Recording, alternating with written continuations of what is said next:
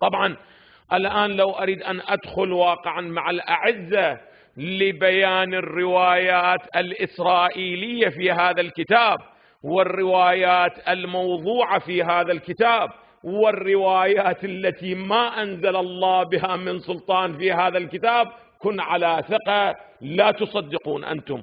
هذا تفسير علي بن إبراهيم اللي هو أهم تفسير روائي، بل هو المرجع الأول للتفسير بالمأثور عند الشيعة الإمامية. أنا أقول فقط موردين أو ثلاثة أعزائي أشير إليها إجمالا وأتجاوز.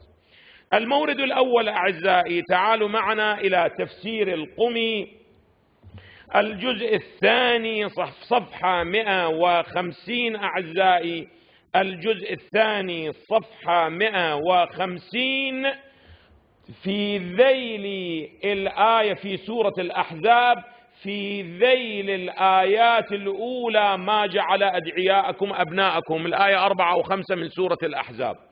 يقول: فلما هاجر رسول الله إلى المدينة زوجه زينب بنت جحش وأبطأ عنه يوما، فأتى رسول الله، يعني زوج زيد، فأتى رسول الله منزله يسأل عنه. يسأل عن من؟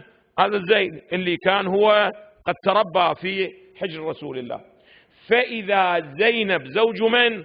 زوجة زيد.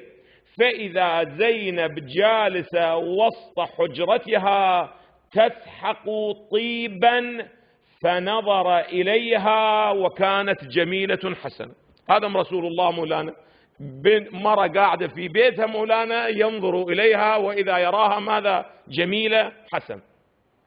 فقال: سبحان الله سبحان الله سبحان الله سبحان الله سبحان الله خالق النور، وتبارك الله أحسن الخالقين. ثم رجع رسول الله إلى منزله، التفتوا جيدا، ثم رجع رسول الله إلى منزله ووقعت زينب في قلبه موقعا عجيبا. والله خوش مرة، هاي خوش بنية. هذه روايات تفسير ماذا؟ بينك وبين الله لو تنسبها أنت إلى الآن إنسان عادي، مو أقول متدين، بيني وبين الله تنفر منه أنت أخلاقيا، مو أنه هذا حلال له حرام. بيني وبين الله داخل أنت في بيت فوقعت، أخذت منه مأخذا عجيبا. وجاء زيد إلى منزله فأخبرته زينب بما قال رسول الله، فقال لها زيد: هل لك أن أطلقك حتى يتزوجك رسول؟ ما دام عجبتي أنت، ما دام وقعت في قلبي هذا الموقع، أطلقك. روح شنو؟ روح يم. هسه بينك وبين الله هذا التراث في تفسير علي بن إبراهيم. من حقنا أن نعترض على كتاب البخاري وكتاب مسلم، وهو هذا التراث الأموي الذي اعترضنا به على ماذا؟ على البخاري ومسلم ومسند وغير ذلك. لماذا باؤنا تجر في كتبهم وباؤهم لا تجر ماذا؟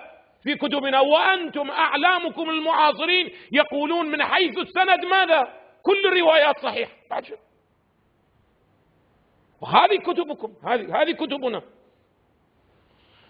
يقول بعض العوام، والله لا يوجد، يقول كل رواياتنا بالسلسلة الذهبية. بيني وبين الله هذا تضعه في خانة العلم، في خانة الجهل، في خانة ما وراء القرون الوسطى لا تعلم. هذه السلسلة الذهبية، هذه السلسلة الذهبية. فأخبرته زينب بما قال رسول الله، فقال لها زيد: هل لك أن أطلقك حتى يتزوجك رسول الله، فلعلك قد وقعت في قلبه. فقالت: أخشى أن تطلقني ولا يتزوجني رسول الله. أنت إذا طلقتني شنو الضمان؟ شنو أن رسول الله يتزوجني؟ أولا روح أخذ لنا الضمان من رسول الله يتزوجني حتى أنت شنو تطلق.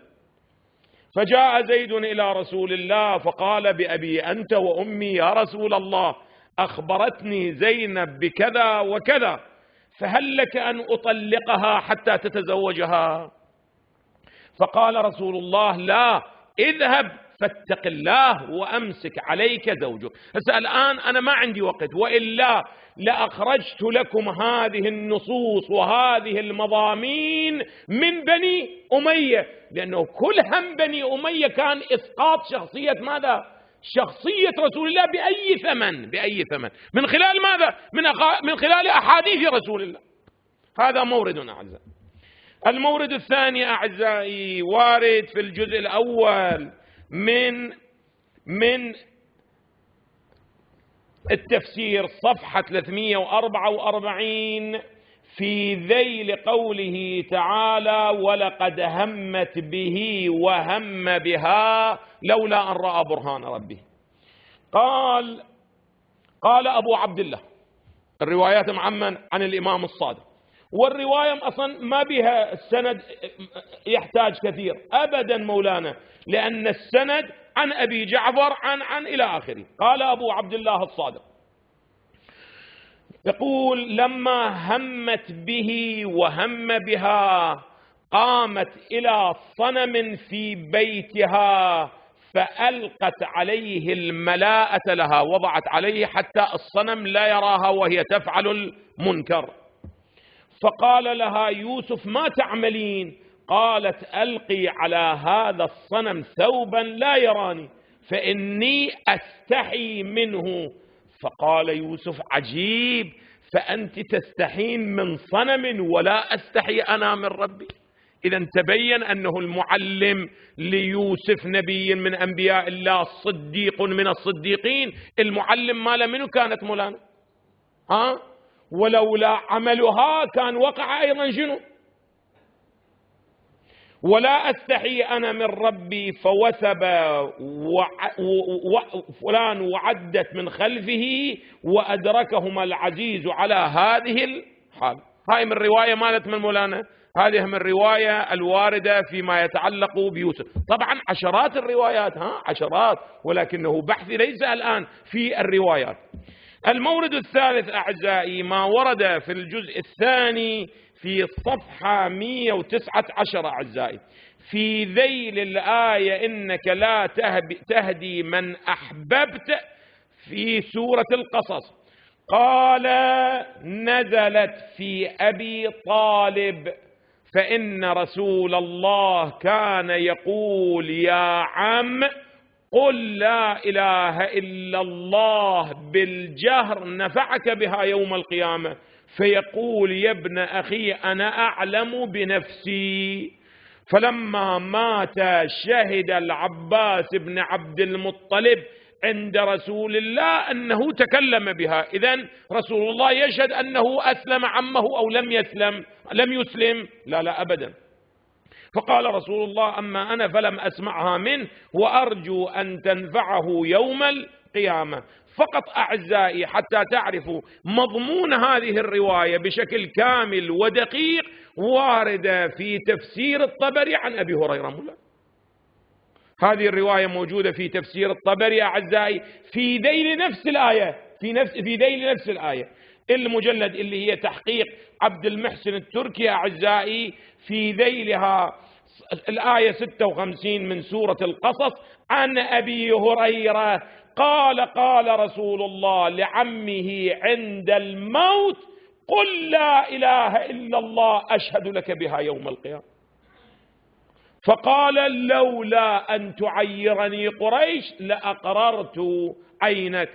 ثم رواية ثانية عن أبي هريرة قال: قل لا إله إلا الله، ثم ذكر ثالثة، ثم ذكر رواية ثالثة ورابعة وخامسة، 5 روايات عن أبي هريرة، ولكن جاءت في تفسيرنا صارت عمنا أعزائي عن الإمام الصادق.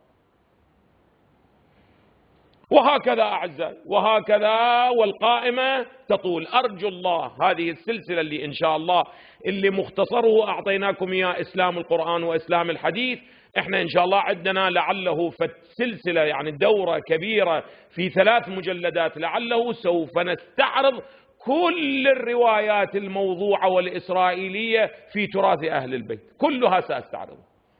طبعا أولا أستعرض في تراثهم في كتبهم، وبعد ذلك أبين ماذا ما ورد من تراثهم إلى تراثهم. جيد جدا. هذا أعزائي على نحو الإجمال فيما يتعلق بالبعد المضموني في كتاب تفسير القمي.